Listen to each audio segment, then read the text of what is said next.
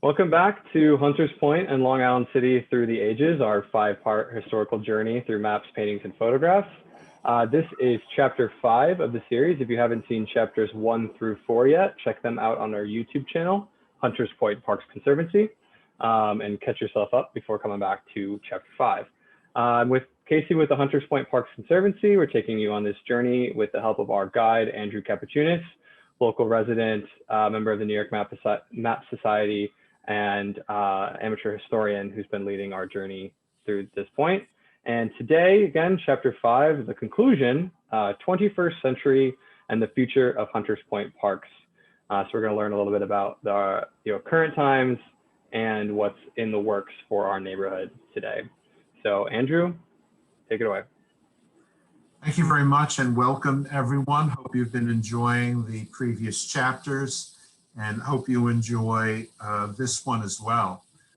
21st century was a real turning point for Hunters Point because it became a focal point for residential development because finally the East River and its view of Manhattan was perceived as an asset. We're going to cover the shoreline park and residential development, plans for the greening of Newtown Creek, and is it possible that we're going to get a new north-south trolley line? We'll find out. As a baseline, I've got a 1919 Belcher Hyde map of Long Island City that we've seen before, and I've put next to it a Google map of the same area, and I had to tip it a little to get the streets pure north-south. And I just want to draw your attention to the fact that from the top on the old map, you've got the old name, 5th Street, which today is 49th Avenue. 4th Street, looking to the right, is 50th Avenue. You do have coming up from 4th Street or 50th Avenue on both maps, you have the underground tunnel for the number 7 train. Down below, you've got 54th Avenue, which in 1919 was Flushing Avenue. You've got the train tunnels just above that. And you'll note that 2nd Street, which was Front Street on the old map, that was the right where you hit the water. From there on, it was piers. So everything to west of 2nd Street today was pretty much underwater. So that's what's happened in 102 years. So the first part of today's episode, this is the original drawing of the master plan for Gantry Plaza State Park. I don't have an exact date for it. I know that it was created before 1998. And I've added 2 labels. I've added a label for 50th Avenue and 2nd Street to orient you to where the gantries are. You see them on the lower right. You see the Future Center Boulevard going up to the left of the drawing. And you see a kind of an unfamiliar plan. It just didn't turn out this way, but we're sure happy with the way that it did.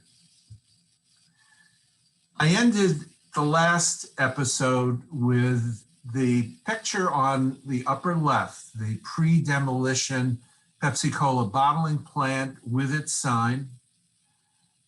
The large image was taken in 2004, and the rubble that you see in the center, a little bit off to the right, is the rubble of the bottling plant.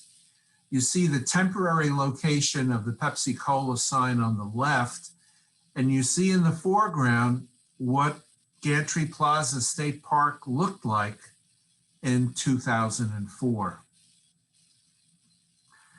I found it interesting that just to support that Pepsi-Cola sign in its temporary location, it took 40 pilings driven 60 feet deep to support the new structure. That's how far it took to get to bedrock. A little history concerning our New York City's bid for the 2012 Summer Olympic Games, which had an amazing result for Hunters Point. The bid was started on July 6, 2005, and the bid failed. It was a $35 million campaign headed up by Mike Bloomberg, and it turned out to be a long-term positive for our area. But it started as early as 1994, and the idea was to focus on both existing and to-be-built areas in relatively underdeveloped areas, far west Manhattan and Brooklyn's and Long Island City's East River waterfront. And they say that it was an original plan to continue with the development of these areas regardless of what the International Olympic Committee decided. And that was a good idea because the bid failed. We were third, London won, and what's at the foot of Hunters Point South was going to be the Olympic Village with dining, training, recreational facilities, as well as a park. And the idea was that it would become a residential community with middle income housing later on. So after the failed bid, New York City still acquired 30 acres from Port Authority and the Empire State Development Corporation, and they started construction on the first two high-rises in 2011. The first tenants moved in 2015. Here's a photo of what our shoreline looked like in June 2005. And on the left, you've got 47th Street. You see the Pepsi-Cola sign. You see what consisted of Gantry State Park. You see the two Gantrys. You see an Avalon building or two. See 50th Street to the right of the southernmost Gantry, and you see the original powerhouse between 50th and 51st Avenues. Moving down the line, you see that powerhouse again on the left. You see the ventilation tower for the Queens Midtown Tunnel, that beige building. And again, you see the future site of Hunters Point South Park, that little round area sticking out from the rest of the land is where luminescence would be. And 55th Avenue is the furthest street south. And those buildings on the far right were by then already abandoned National Sugar Company buildings. Here's phase one of Hunters Point South Waterfront Park on the left, under construction beginning January 2011, finished August 2013 at a cost of $66 million. You see Borden Avenue and 2nd Street, 50th Avenue towards the left. On the right, phase two, started construction in 2015, finished just a couple of years ago, 2 years ago, at a cost of $99 million. And just to note, somewhere in the middle there, around 2014, the Friends of Gantry Plaza State Park decided to become the Hunters Point Parks Conservancy shortly after the initial opening of phase one of Hunters Point South Park. Started taking on some work in that park as well. So phase one, the idea was to intercept, infiltrate, and evaporate of 3/4 of the average annual rainfall via permeable pavers and biofiltration, and accommodating up to a 6-foot storm surge flood. You can just imagine that what today often a soccer field, that circle of grass can hold a lot of water.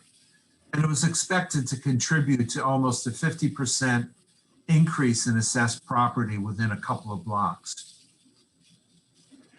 Yeah, that field, as you can see here, is a good photo on the bottom. It actually can hold up to 600,000 gallons of water. So that's kind of a fun fact that it's one of those very interesting multi-use facilities or features because, you know, to everyone who uses the park, it's an excellent athletic space, but at the same time, it also protects the neighborhood from storm surges.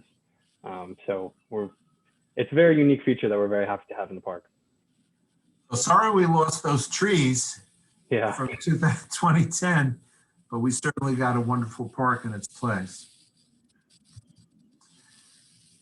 So phase 2 was 5.5 acres of abandoned industrial landscape turned into a park, extending south to Newtown Creek, which was the original vision. Nearly 11 acres of a continuous waterfront park. It was a new model for waterfront resilience, a soft approach to protecting the water's edge from rising floors.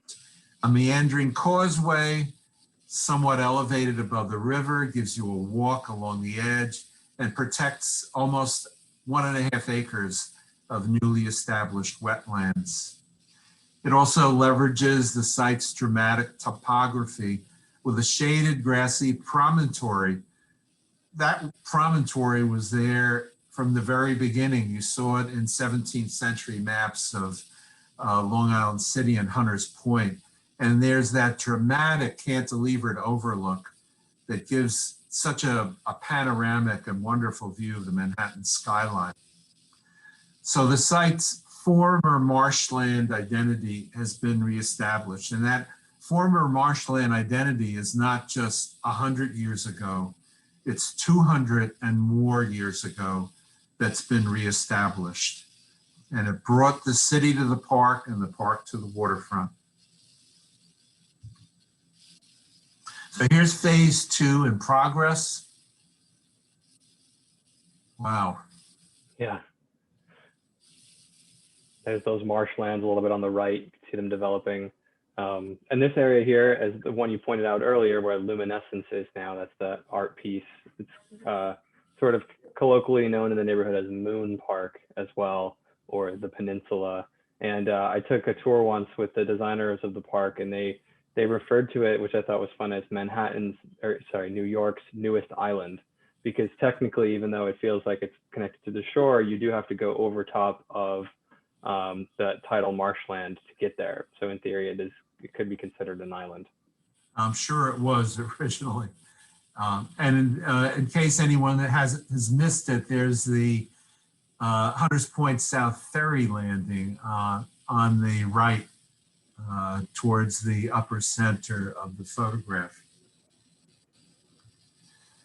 So here's another view of phase 2 with some labels, starting with Gantry Plaza Park on the top left, the play garden, the pier, the soccer field, the beach, where I haven't seen anybody play beach volleyball yet, but I'm sure it's coming soon. The island and luminescence, the overlook, the promontory, the tidal marsh area, the overlook, the 2nd Street kayak launch, which I remember Mitch Waxman telling me was the only place along Newtown Creek where you could actually easily launch a boat. And of course, just some of the Court Square area high rises were around then. And of course, you see the Pulaski Bridge. This is an excellent view too, just if you go back for a second, because it's nice to kind of point out in some of these things. And I know we've touched on a little bit, but just to be a little more explicit about, you know, to a casual park goer, it feels like one connected park, but it's actually split, right? So at 50th Avenue and North is Gantry Plaza State Park, and then the southern part is Hunters Point South. And so all of this was just slowly built in phases And we're very happy that it's basically finished now, and now 23 acres of waterfront park. And another thing that I particularly like about Hunters Point South Park is in the difference between the two phases. Phase one has this very active recreational feel to it. It's very busy on a summer afternoon or evening. Kids playing. There's a concession space. It's very active. Where then as soon as you kind of get into the second phase, which is about 54th Avenue and South, it has a completely different feel to it, and it feels more natural.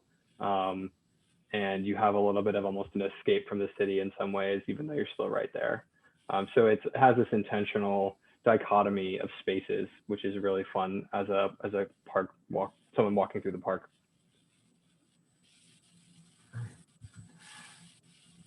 And the newest development currently in progress, started last October, supposed to be finished this summer, is a $2 million New York State project to repair the shoreline behind the southernmost Gantry at Gantry Plaza State Park. Anyone who loved taking that path, as my wife and I did, haven't been able to do that.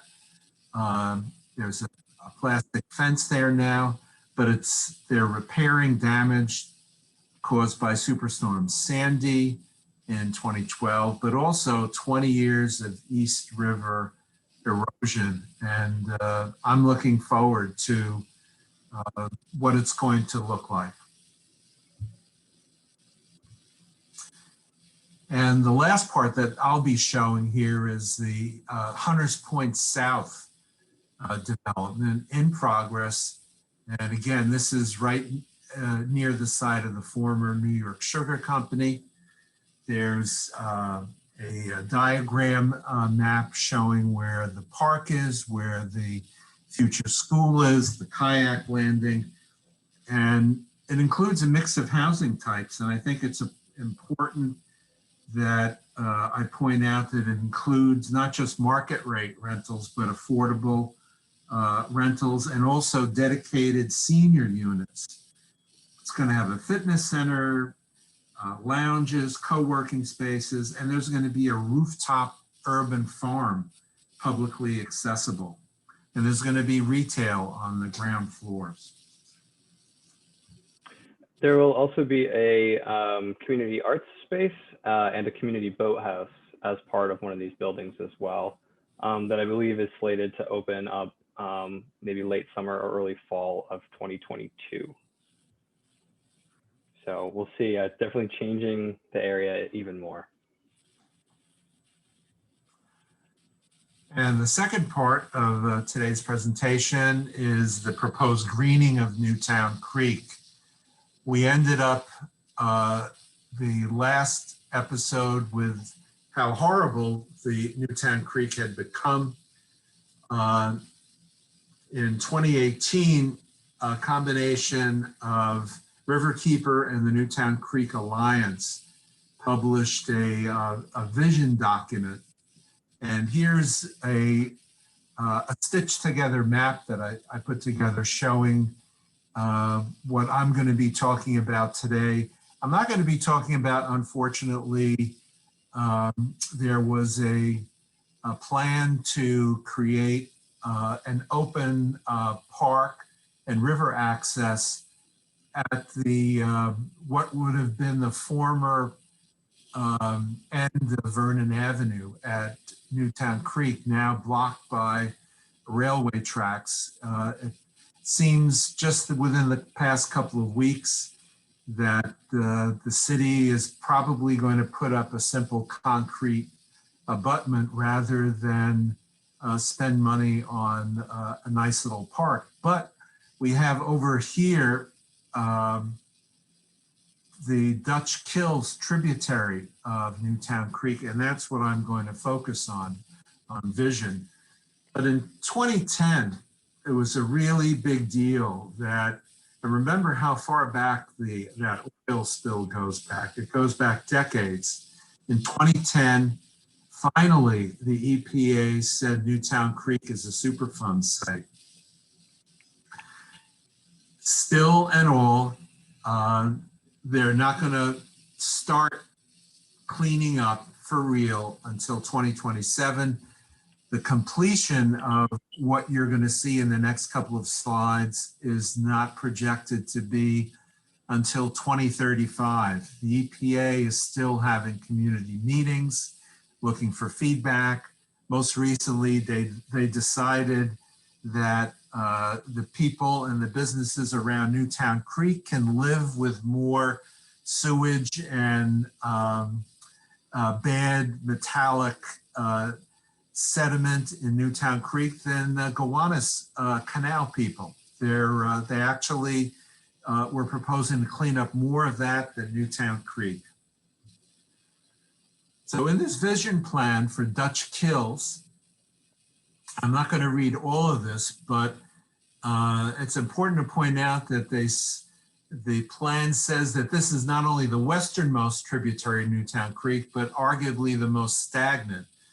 There's nothing at the end of the Dutch Kills tributary like there is at the end of the Gowanus Canal that has a big turbine, which tries to move water back out into the East River.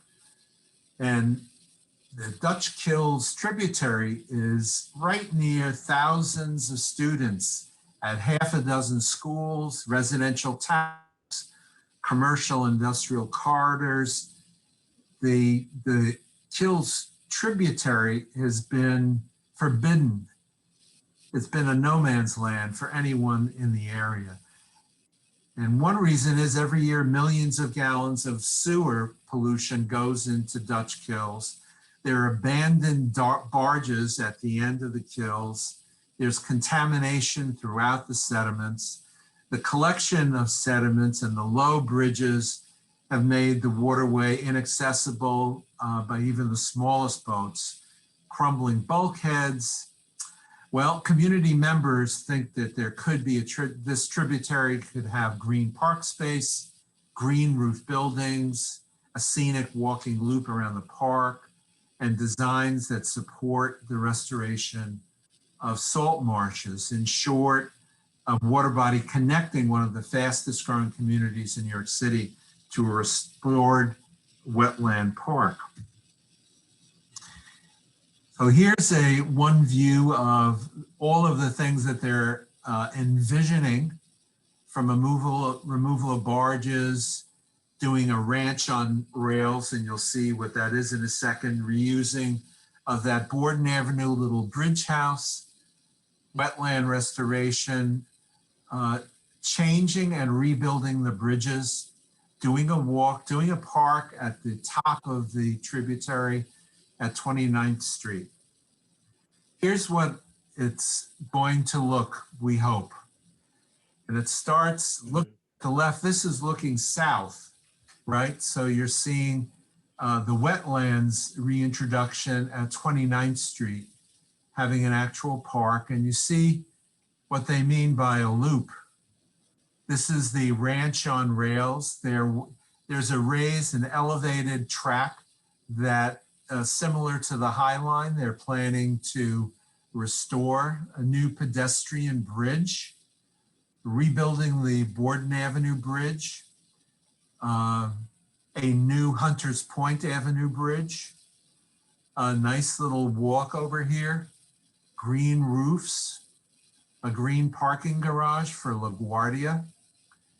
This is what we're all hoping the area is going to look like by 2035.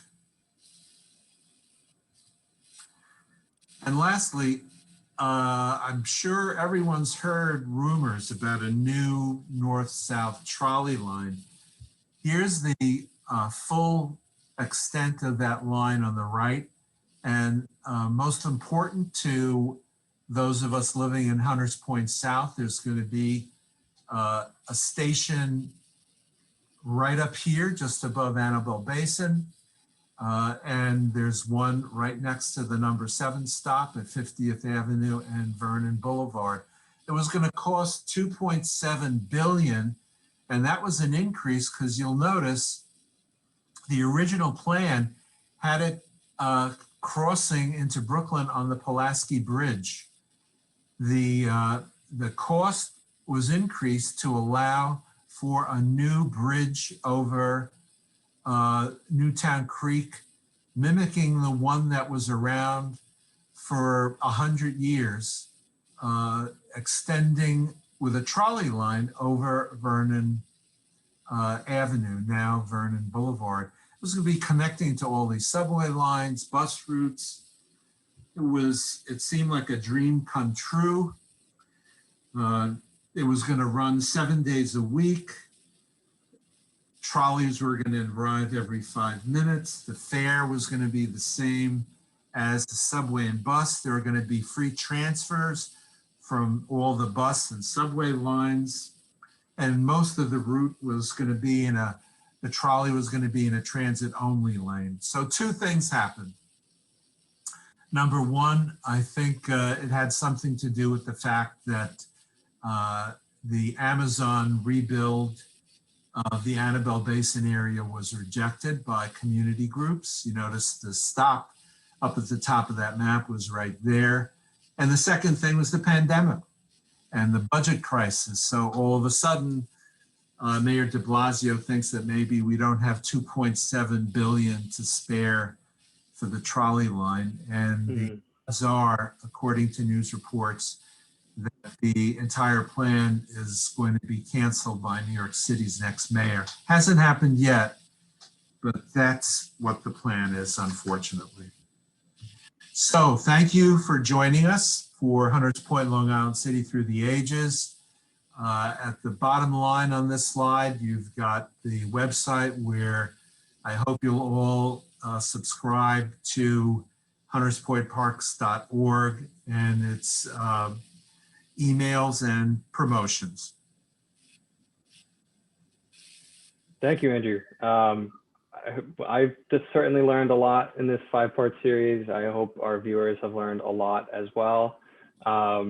And yes, thank you for the plug. Check us out on hunterspointparks.org for any more information about upcoming things in the parks or additional information about things in the past. And if you want to reach out to us directly, you can email us at info@hunterspointparks.org if you have any questions or comments on these videos or want to know about other things that we have going on. So we, again, hope you learned a lot through this series. We hope to do some more historical events and activities in the park, maybe at some time coming up once we're through this pandemic.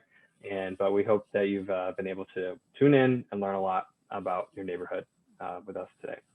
And so once again, I'd like to thank Andrew Kapochunas for taking us through this fantastic and informative journey. So thank you, Andrew, and thanks for everyone for watching. Thank you.